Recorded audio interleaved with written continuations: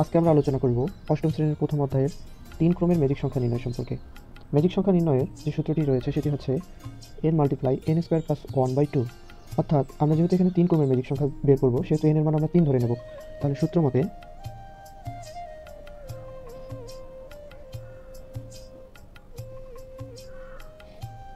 তিনের উপর যদি স্কোয়ার থাকে তাহলে সেটা 9 হয়ে যাবে।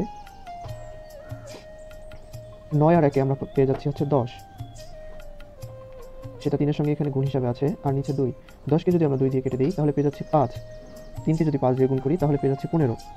অর্থাৎ 3 ক্রমের ম্যাজিক বর্গ সংখ্যা হবে 15। ম্যাজিক বর্গ সংখ্যা নির্ণয়ের জন্য 3 ক্রমের জন্য ঘর রয়েছে 9টি, প্রত্যেকটি ঘরে এক একটি স্কোয়ার। এই 9টি ঘরের মধ্যে 1, 2, 3, 4, 5, 6, 7, 8 এবং 9 এই সংখ্যাগুলো বসবে। আমরা সংখ্যাগুলো যেই ঘরেই বসে না কেন যোগ করলে আমরা যোগফল সবসময় 15 পেয়ে যাব। তাহলে মাঝের ঘরে আমরা 5 বসিয়ে দিলাম, আর যদি প্রত্যেকটা কোণার ঘরে জোড় সংখ্যাগুলো বসিয়ে দেই, তারপর যোগ করে যে ঘরে যেটা মিলবে সেটাই বসিয়ে দেবো। এখানে 2 আর 4, 2 আর 4 মিলে হয় 6, 15 মিলানোর জন্য লাগে 9, 9 বসিয়ে দিলাম।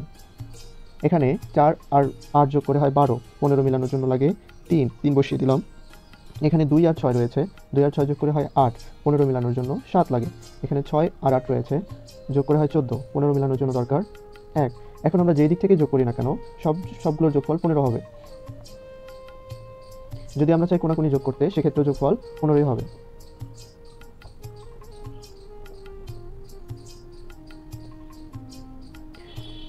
এটি গেল একটি নিয়ম। আরও একটি নিয়ম রয়েছে।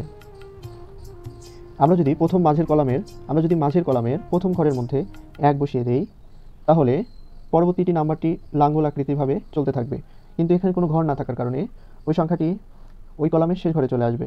1-এর পরে আমরা এখানে পাই 2। ঠিক তেমনইভাবে এখানে কোনো ঘর না থাকার কারণে ওই সংখ্যাটি ওই সারির প্রথম বর্গে চলে আসবে। 2-এর পরে এখানে আসবে 3, যেহেতু এখানে কোনো ঘর নেই সেটি নিচে চলে আসবে 4, 5, 6। ঠিক তেমনইভাবে এখানে 7, কিন্তু 7-এর পর এখানে যেহেতু কোনো ঘর নেই সেহেতু ওই সারির প্রথম ঘরে চলে গিয়েছে 8, আর আরেকটি সংখ্যা 9 সেই ফাঁকা ঘরের মধ্যে বসে যাবে। এখন আমরা যে দিক থেকে যোগ করি না কেন সবসময় যোগফল 15 হবে। যদি কোনাকুনি যোগ করি সেক্ষেত্রেও যোগফল 15ই পাবো।